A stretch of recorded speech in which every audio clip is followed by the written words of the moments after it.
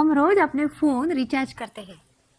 कभी सोचा है अपने रिश्तों को, संबंधों को भी रिचार्ज करना जरूरी है? कैसे कर सकते हैं ये, इसी बारे में आज बात करते हैं।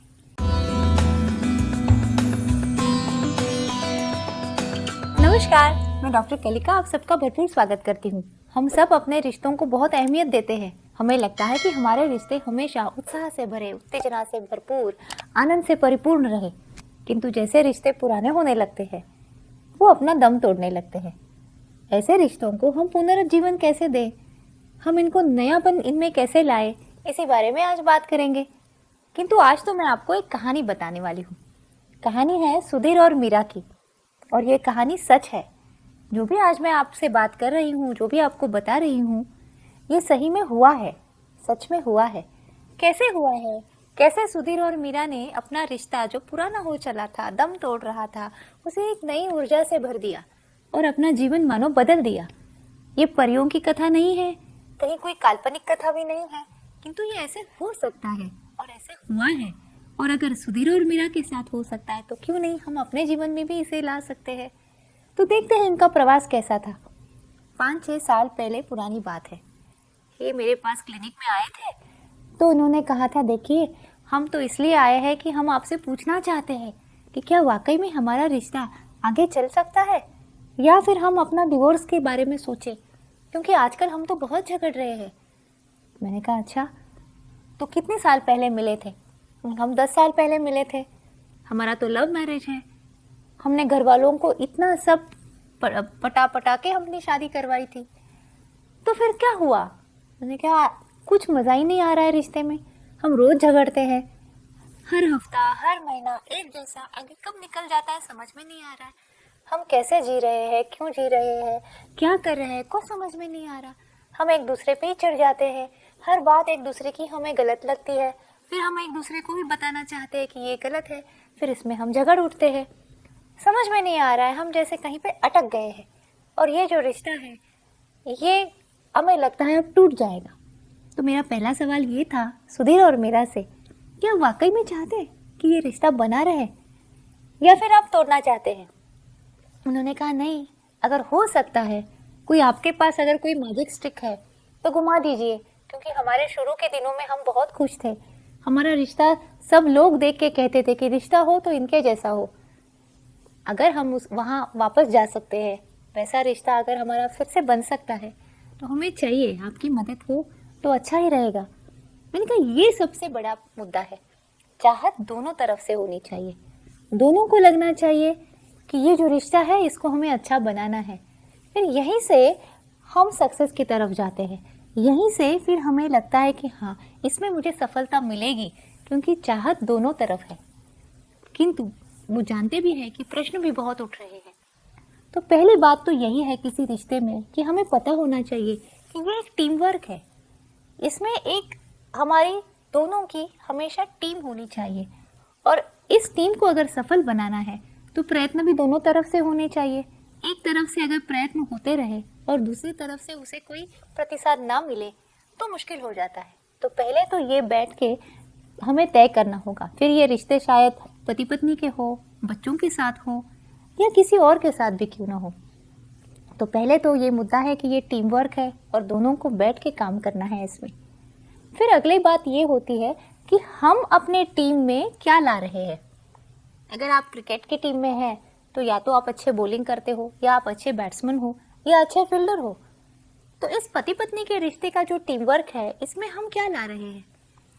तो सुधीर ने कहा मैं तो दिन रात काम करता हूँ, सब घर वालों के लिए तो कर रहा हूँ, इतना पैसा इकट्ठा कर रहा हूँ।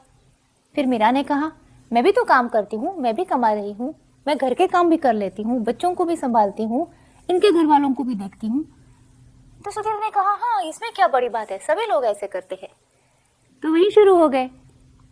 पर मेरी बात ये नहीं थी। मेरा प्रश्न ये था कि आप दोनों के रिश्ते में, आप दोनों की तरफ से आप क्या ला रहे हैं। ये तो बात हुई घर की जिम्मेदारियों की, ये बात हुई अपने कामों की, ये बात हुई अपने रिश्तेदारों की, बच्चों की। आपस में जो आपके संबंध है, इसमें आप कुछ हर दिन नया ला रहे हैं या नहीं ला रहे हैं, या फिर जो है वही कहीं गुम हो रहा है। फिर वही पड़ाव आ गया कि जब दोनों को बैठ के थोड़ा सा आत्म परीक्षण करने की ज़रूरत पड़ गई। मैंने कहा बैठिए, 2 दिन सोचिए और समझ लीजिए कि ये रिश्ता आप क्यों चाहते थे।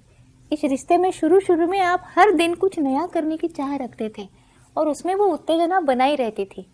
फिर क्या हो गया, शादी हो गई, जिम्मेदारियां आ गई, फिर आपको लगा कि अब जो मुझे प्राप्त करना था वो तो मिल ही गया है, फिर इसमें एडिशनल इन्वेस्टमेंट करने की ज़रूरत ही नहीं है। फिर हमने कुछ भी नया देना छोड़ दिया। फिर वो धीरे धीरे ठंडा पड़ने लगा, फिर उसमें से सारा मज़ा जो है वो निकल गया उसमें से। फिर ये आत्म परीक्षण हमें करना पड़ता है कि इस रिश्ते को बनाए रखने के लिए अपनी तरफ से हम क्या कर सकते हैं। फिर इसके बाद जो पड़ाव आता है वो होता है संवाद का, कम्युनिकेशन जिसे कहते हैं। तो दोनों को अगली बार जब आए तो बैठ के बात करने के लिए कहा गया। तो पहली बात तो ये थी कि इसमें आरोप प्रत्यारोप बहुत होने लगे, पुराने गीले शिकवे भी बहुत थे। तुमने ऐसा किया, उस दिन उसने ऐसा किया, फिर तुमने मेरी बात मानी नहीं, फिर तुमने मेरी रिस्पेक्ट नहीं की। हर बात पे पुराना, जैसे आप कहते हो ना, घर में जब कबाड़ कहीं पे रखा होता है और वो धड़ाम से नीचे घर में आके लिविंग रूम में अगर गिर पड़ा तो आपका घर कैसे दिखने लगेगा। बस वैसा ही हो जाता है जब कपल एक साथ बात करने के लिए बैठ जाते हैं। बहुत पुरानी चीज़ें यहाँ की वहाँ की निकल आती है, फिर उसमें से झगड़ा हो सकता है और हो ही जाता है कई बार। तो इस बार अगर हम चाह रहे हैं कि हम अपना रिचार्जिंग कर रहे हैं रिश्तों का, तो इन सारी चीज़ों को कहीं पे समेट के फेंक देना है, क्योंकि वो बीत गया है, अब वो वर्तमान नहीं है और उसमें से कोई भविष्य नहीं बनेगा। तो अगर रिश्ते की भविष्य हमें बनाना है, रिश्तों के भविष्य के बारे में सोचना है, कुछ करना है, तो पुरानी चीज़ों को साइड में रखना पड़ेगा। फिर एक दूसरे को थोड़ी सी क्षमा भी करनी पड़ेगी। मैं क्यों क्षमा करूं, मीरा ने कहा, ये हमेशा ऐसे ही अपनी तरह जीता रहे और मैं इसे क्षमा करूं, मैं नहीं करने वाली। सुधीर ने कहा, वैसे तो सॉरी हमेशा मैं ही बोलता हूँ, ये तो कभी सॉरी बोलती ही नहीं है, अब क्या और क्षमा क्या करना है। मैंने कहा वो तो सारे शब्द है, मन के अंदर कहीं ना कहीं जो गांठें बनी हैं उनको अगर निकालना है तो ये जैसे चश्मा अगर आप पहन रहे हो और उस पर अगर भाप आ गई तो आप देख नहीं पाते, उसी तरह ये सारी चीज़ें जो है वो हमें एक दूसरे को सही तरह से पहचानने में मुश्किल पैदा कर देती है। हम एक दूसरे को सीधे से नहीं देख पाते, समझ नहीं पाते। तो ये जो क्षमा करना है, फॉरगिविंग जिसे कहते हैं, इसे हम दूसरों के लिए नहीं करते, ये अपने आप को शुद्ध बनाने के लिए हमें करना है। तो मीरा को जो सुधीर को क्षमा करना था वो सुधीर के लिए नहीं था, वो अपने आप के लिए था। धीरे धीरे ये दोनों समझ गए कि हाँ, 2-3 बार 5 बार 6 बार जब ये कम्युनिकेशन के राउंड चले, संवाद के राउंड सेशंस चले, तो धीरे धीरे उनके समझ में आ गया कि जो बातें हो चुकी है उसे ही हम पकड़ के चल रहे हैं और वो हमारा वर्तमान हम बिगाड़ रहे हैं। तो इसके आगे तो मानो रास्ता ही खुल गया।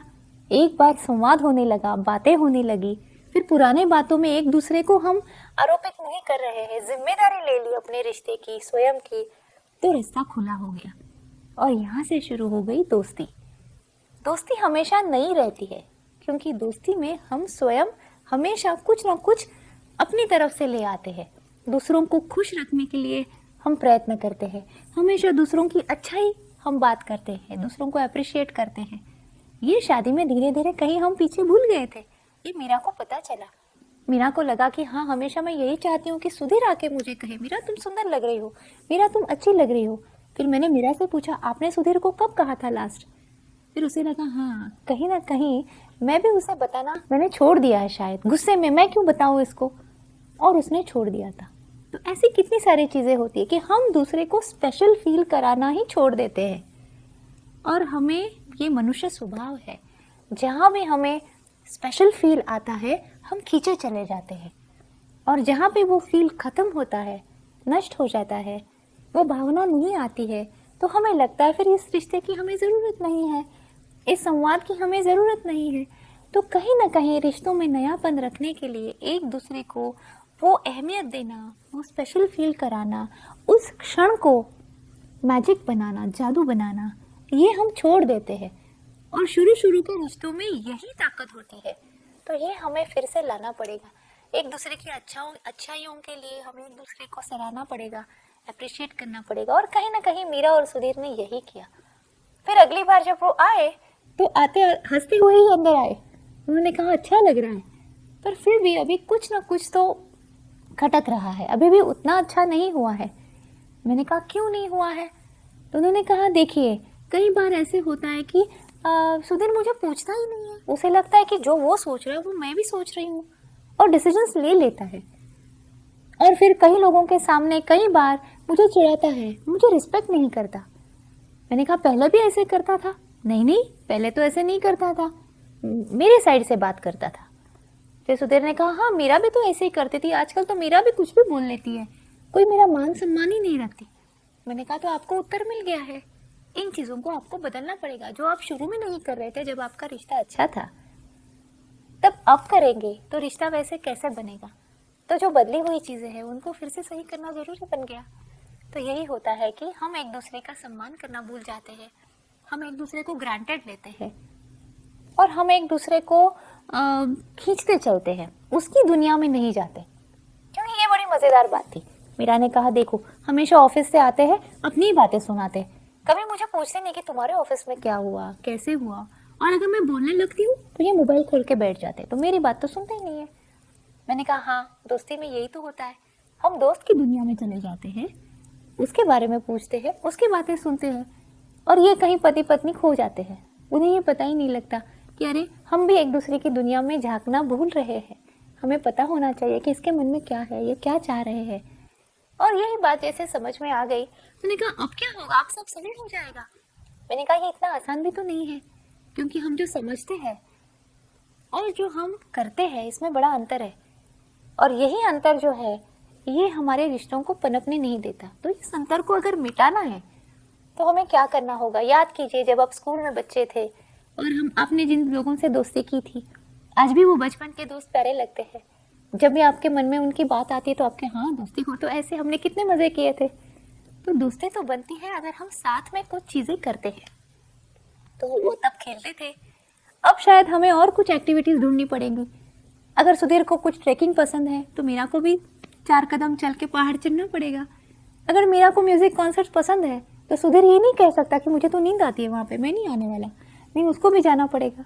तो जो एक दूसरे को चीज़ें पसंद है अगर वो करेंगे, साथ में चीज़ें करेंगे, घर का काम भी करेंगे, खाना भी बनाएंगे, छोटी छोटी चीज़ें अगर साथ में करेंगे, और ये काम करते हुए अगर पुरानी बातों को लेके नहीं झगड़ेंगे तो शायद ये दोस्ती बढ़ सकती है।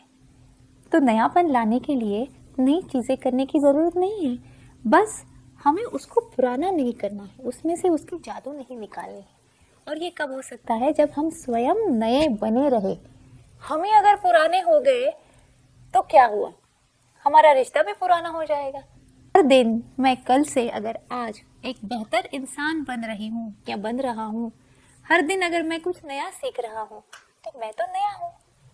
और अगर नए इंसान से रोज मुलाकात हो रही है तो रिश्ता नया बन जाता है। अगर मैं कुछ नहीं बन सीख रही हूँ, अगर मैं कुछ ग्रो नहीं हो रही हूँ, तो ये मुद्दे की बात है। तब से लेके आज तक 5-6 साल हो गए। अब सोचिए कि कितने सारे कोर्सेज दोनों ने साथ में किए। दोनों ने एक ऐसा प्रवास शुरू किया जहाँ पे दोनों ही सेल्फ ग्रोथ के मार्ग पे निकल पड़े, जिसे हम आत्मशोध कहते हैं और आत्म प्रगति कहते हैं हर चीज़ में। फिर हो सकता है कि कभी किसी ने सालसा का क्लास किया, किसी ने ट्रैकिंग का किया, किसी ने संगीत सीखा, किसी ने योगाभ्यास किया, किसी ने मेडिटेशन सीखा। हर दिन अगर हम कुछ सीख रहे हैं, हर दिन हम स्वयं को अगर कुछ नया दे रहे हैं, तो वही रिश्ते में भी एक दूसरे को हम देंगे, और हर दिन हम एक नए इंसान से मुलाकात करेंगे और ये नयापन रहेगा। अब अंत में इससे और ज़रूरी बात यह है कि जैसे हम अपने रिश्तों में ये सब मेहनत करते हैं, वैसे स्वयं के साथ का रिश्ता भी तो बहुत ज़रूरी है। क्योंकि अगर हम अपने आप से खुश हैं, हम अपने आप में आनंदी है, तो हमें आत्मविश्वास है, फिर वो रिश्ते में भी आता है, वो प्रतिबिंबित हो जाता है, और फिर वो रिश्ता भी हमें आत्मविश्वास देता है। तो ये प्रवास 2 तरह से चलता है, एक तो एक दूसरे के साथ और एक अपने साथ। एक ही समय पे ये दोहरा प्रवास हमें करना पड़ता है, और यही किया मीरा ने और सुधीर ने। 6 साल हो गए, अब तो वो बहुत खुशी खुशी रह रहे, बच्चों ने भी ये सब सीख लिया है। और एक अच्छा उदाहरण के तौर पे मैं हमेशा इनकी कहानी हर बार बताती हूँ, सोचा आज आपसे बता ले। तो अगर आपको पसंद आया हो तो सोचिए, जो कहानी सुधीर और मीरा की है वो अपने घर भी हो सकती है। All the best. फिर मिलते हैं अगले हफ्ते।